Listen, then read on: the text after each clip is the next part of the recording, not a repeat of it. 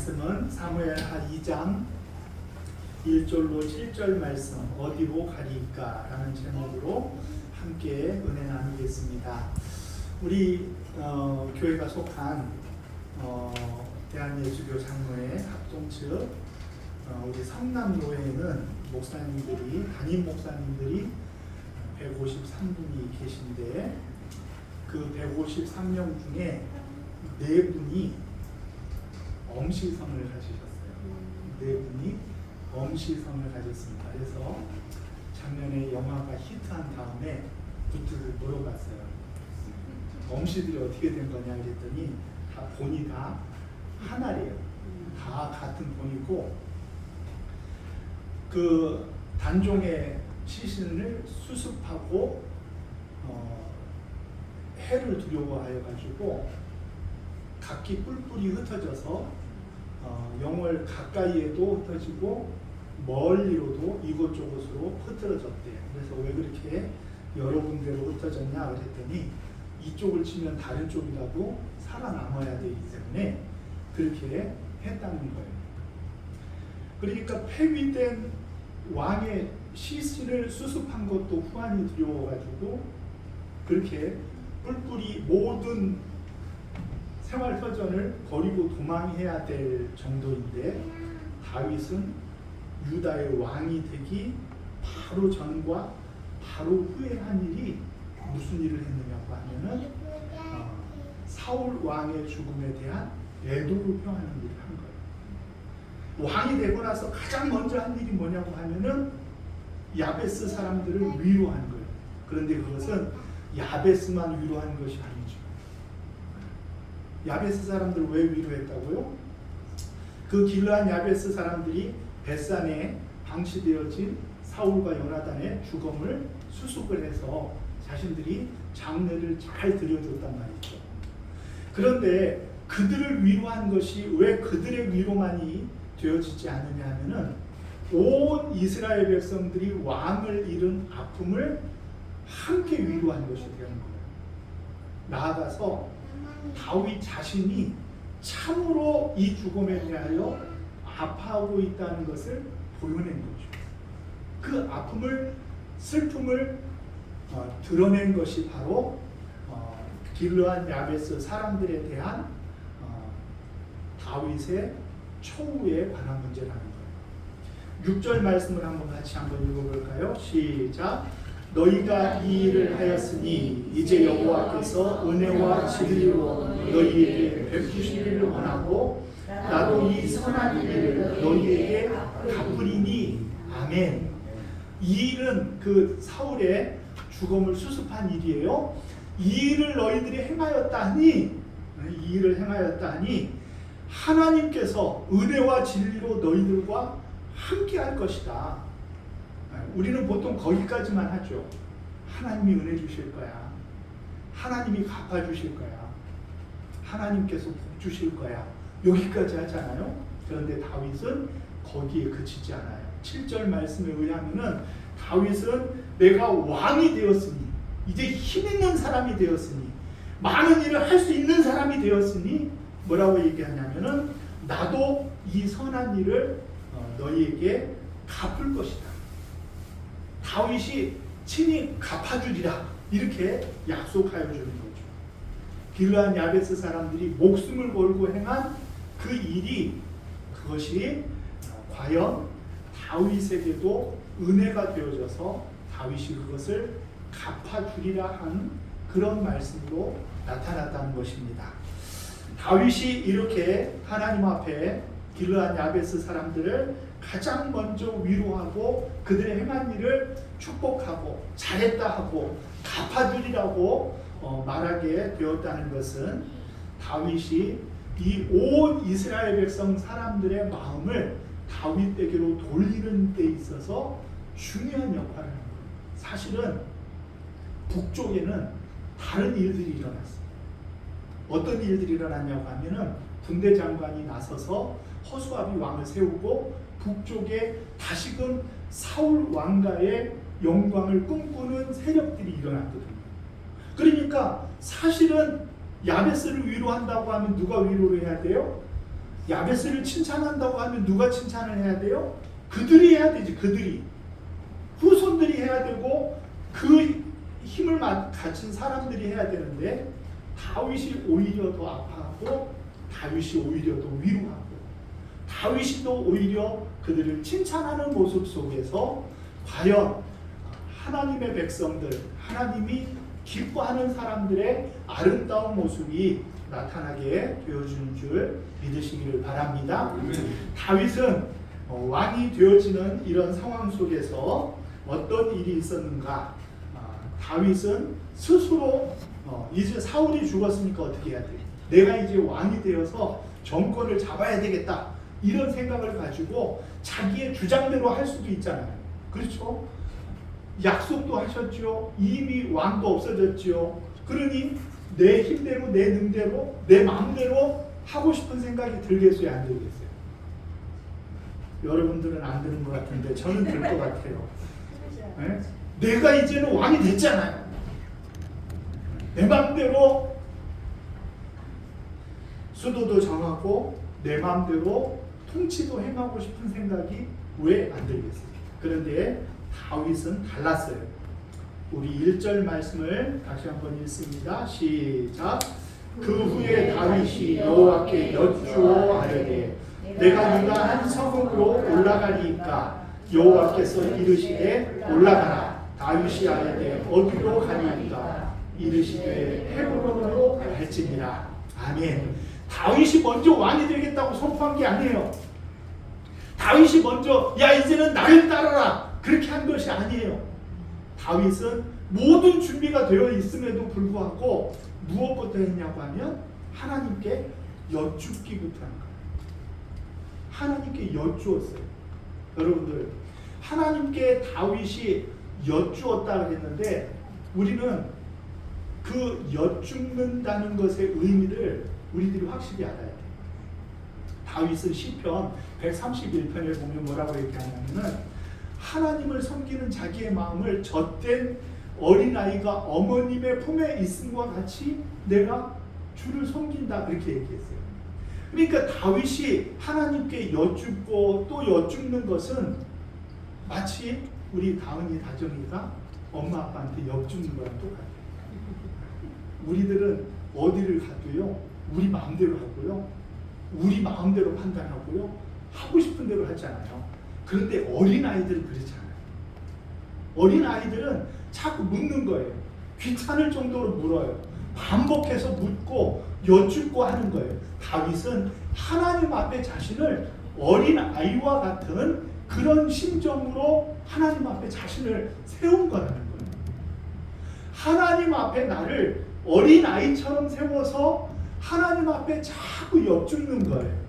하나님, 내가 유다로 올라가리까? 그래, 올라가라. 그러면 올라가면 되잖아요. 그런데 어디로, 유다가 여러 곳 성읍이 있는데 어디로 가리까?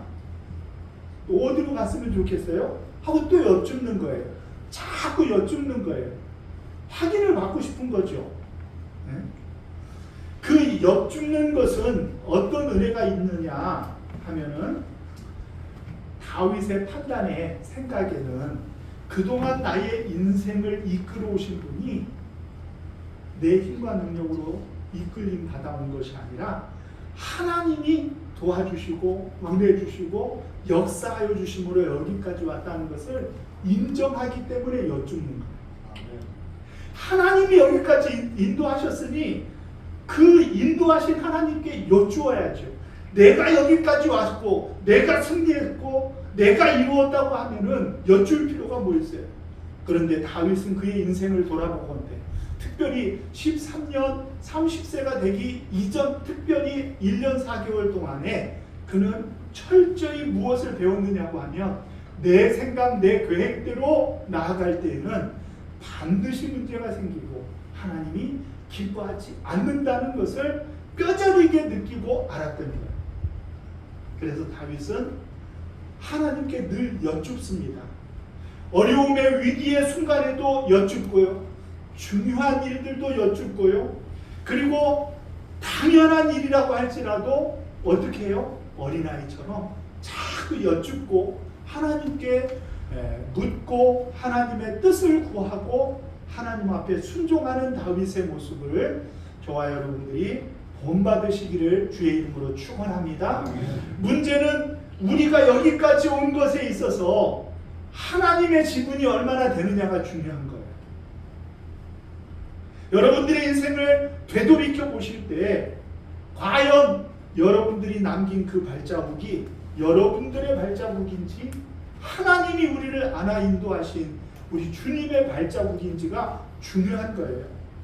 하나님이 인도하셨다, 하나님이 도우시고 하나님이 역사하셨고 하나님이 일하셨다 믿는다고 하면은 우리는 하나님 앞에 여쭙는 신앙 되어주시기를 주의 이름으로 축원합니다.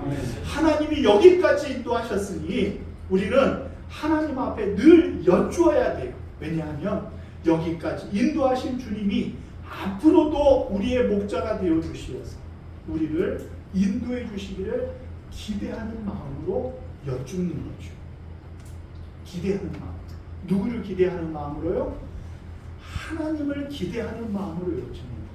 그러므로 기도는 내 뜻을 내려놓고 하나님의 뜻을 구하는 우리의 신앙생활의 가장 기본이 되어지는 모습이 기도가 되어주는 줄 믿으시기를 바랍니다. 그래서 우리는 기도 없이는 한 발자국도 움직일 수 없는 사람이에요.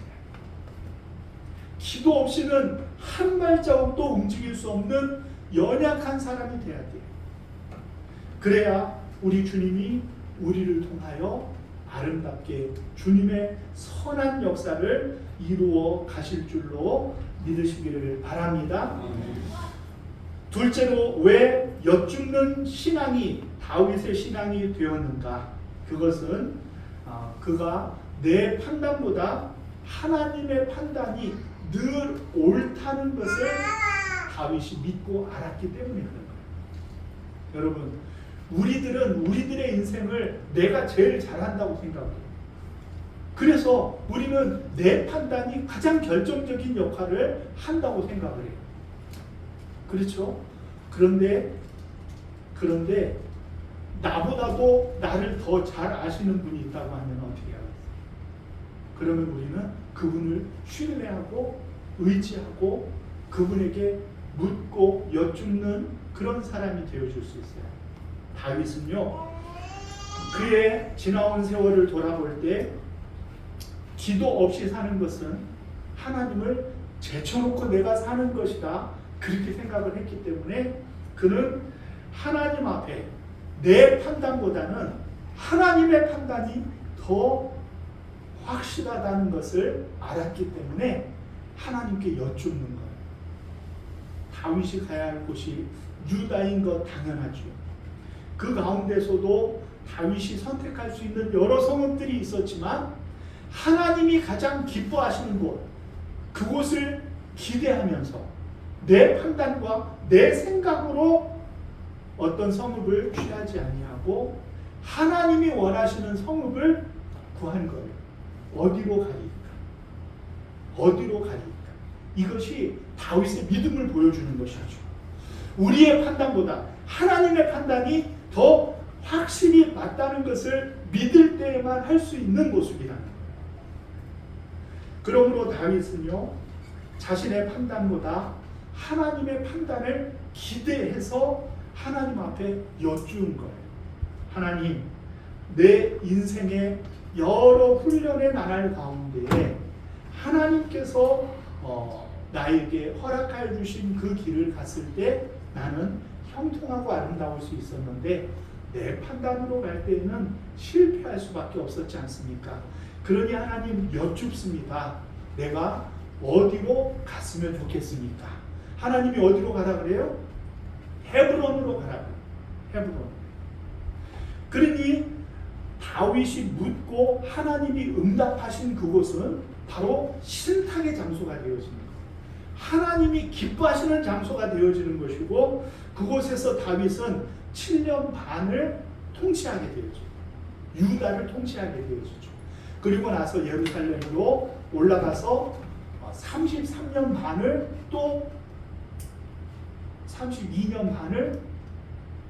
또 통치하게 됩니다. 합쳐서 하여튼 40년이에요. 40년을 다윗이 통치하게 되잖아요. 그러니까 이 40년이라는 것은요, 사실은 이스라엘 백성들이 생각을 할 때 완전한 숫자요, 많은 세월을 의미하는 거예요. 모세도 40, 모세와도 40년이 굉장히 의미를 갖잖아요. 그리고 우리 주님도 40일간, 모세도 40일간 산에 오르는 그 40이라는 숫자를 그 채워 다스리게 되어지는 데 있어서 다윗은 자신의 판단보다는 주님의 판단을 의뢰한 거예요. 그래서 하나님 어디로 가면 좋아요? 헤브론으로 올라가라. 그러니 그는 하나님 앞에 헤브론으로 올라가서 있었다는 거예요. 그랬더니 사람들이 어떻게 했어요? 다 다윗에게로 나와서 다윗을 어떻게 했다고요? 다윗을 4절 말씀을 같이 한번 읽습니다. 시작. 유다 사람들이 와서 거기서 다윗에게 기름을 부어 유다 족속의 왕으로 삼았더라. 어떤 사람이 다윗에게 말하여 이르되 사울을 장사한 사람은 길르한 야베스 사람들이니이다 하매. 아멘. 다윗이 내가 왕이다 하고 선언한 것이 아니라 어떻게 했다는 거예요? 유다 사람들이 헤브론으로 나와서 다윗을 기름 붓고 당신이 왕이십니다 하고 다윗을 세웠다는 것이죠. 다윗이 스스로 한 것이 아니라 백성들이 다윗을 왕으로 추대했다는 거예요. 우리는 이 내 판단을 유보하고 하나님의 판단을 구한 다윗의 모습 속에서 사람들은 다윗을 왕으로 세워서 하나님이 기뻐 사용하는 성군으로 다윗을 추대하게 되었다는 것을 믿으시기를 바랍니다. 그러므로 오늘 우리들은 내 판단, 내 생각보다 무엇을 앞세워야 돼요? 하나님의 판단과 하나님의 계획, 또 하나님의 뜻을 앞세우시기를 주님의 이름으로 축원합니다. 마지막으로요, 그는 다윗이 엿줍는다는 신앙을 가진 것은, 엿줍는 신앙을 가진 것은 무엇이냐고 하면 하나님의 가르치심을 기대하는 신앙이 되었다. 하나님이 가르쳐달라라는 것이죠. 시편 143편 10절 말씀에 이런 말씀이 있어요. 주는 나의 하나님이시니 나를 가르쳐 주의 뜻을 행하게 하소서. 주의 영은 선하시니 나를 공평한 땅에 인도하소서. 다윗이 그렇게 노래했어요. 그것은 무엇입니까? 하나님의 가르치심을 기대하는 다윗의 믿음을 보여준 거예요. 엿줍는다는 것은 가르침을 내려달라는 거죠. 예를 들어서 우리들이 어떤 사업을 하려고 하는데 그 사업에 정통하고 아주 믿을 만한 훌륭한 먼저 사업에 성공한 분이 있다고 하면 우리는 사업에 앞서서 그분을 찾아보고 싶은 생각이 들겠어요? 안 들겠어요? 찾아가서 조언을 구하고 또 그분의 지혜와 또 그분의 고견을 듣는 것을 먼저 하고 싶은 생각이 들겠죠. 다윗의 마음이 그거라는 거예요. 다윗은 하나님의 가르치심을 기대하여 하나님 앞에 여쭙는 거예요. 왜냐하면 하나님의 가르치심을 받았을 때 우리는 하나님의 뜻을 행하는 사람이 되어져요. 다윗은 그런 마음을 가지고 있었던 거예요. 하나님께 여쭈면은 하나님의 가르치심으로 하나님의 뜻을 구하게 되어지고 의로운 길을 가게 되어질 거라는 믿음이 있었기 때문에 다윗은 하나님 앞에 간구하고 하나님 앞에 여쭈면서 하나님의 가르치심을 기대하는 마음으로 하나님 앞에 여쭙는 신앙이 되어진 줄 믿으시기를 바랍니다. 그러므로 우리 하나님은 천지 만물을 통달하시고 우리를 너무나 잘 아실 뿐만이 아니라 우리의 나아갈 길을 우리 하나님보다 더 잘 아시는 분이 없으니 우리는 사람들에게 의뢰하기 전에 누구에게로 가야 돼요? 하나님께로 나아가서 여쭙는 신앙이 되어지시기를 주님의 이름으로 축원합니다.